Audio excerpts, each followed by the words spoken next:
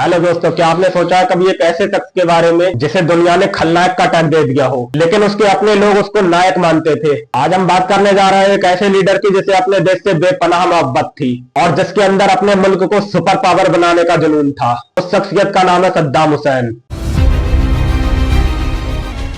Saddam Hussain Iraq के रहने वाले थे और बचपन में ही उन्होंने गरीबी, तन्हाई और संघर्ष को देखा, लेकिन इसी संघर्ष ने उनके अंदर एक ऐसी आग जगा दी जिसको दुनिया देखना भूल गई। सद्दाम हुसैन चाहते थे कि इराक पूरे अरब वर्ल्ड का लीडर बने। उन्होंने अपनी मेहनत, समर्पण और देशभक्ति से पॉलिटिक्स में कदम रखा और धीरे धीरे आगे चलकर वो इराक के राष्ट्रपति बन गए। और सद्दाम हुसैन ने जब इराक की कमान संभाली तो देश में ऑयल रिजर्व थे, लेकिन इसके साथ साथ गरीबी भी थी। सद्दाम हुसैन ने देश को मॉडर्न बनाने का सपना देखा और फिर शुरू हुआ इराक का गोल्डन पीरियड। इराक में सन 1980 तक लिटरेसी रेट 80% के ऊपर तक पहुंच गया, जो कि अरब देशों में सबसे ज्यादा था। हर नागरिक को मुफ्त इलाज मिलता था। बगदाद का एक टाइम पर हेल्थ केयर सिस्टम पूरे अरब वर्ल्ड में सबसे बेस्ट माना जाता था। जब पूरे मिडिल ईस्ट में औरतें घूंघट में होती थी, लेकिन सद्दाम के इराक में औरतें डॉक्टर, इंजीनियर और ऑफिसर्स बन रही थी। सद्दाम हुसैन ने तेल की कमाई से स्कूल, हॉस्पिटल, रोड और इंडस्ट्रीज बनवाई। उनका सपना था अपने इराक को एक स्ट्रॉन्ग इराक बनाने का। सद्दाम हुसैन अपने देश से बहुत बेपनाह मोहब्बत करते थे। जब किसी ने भी उनके मुल्क की तरफ आंख उठाई तो उन्होंने उसको मुंह तोड़ जवाब दिया,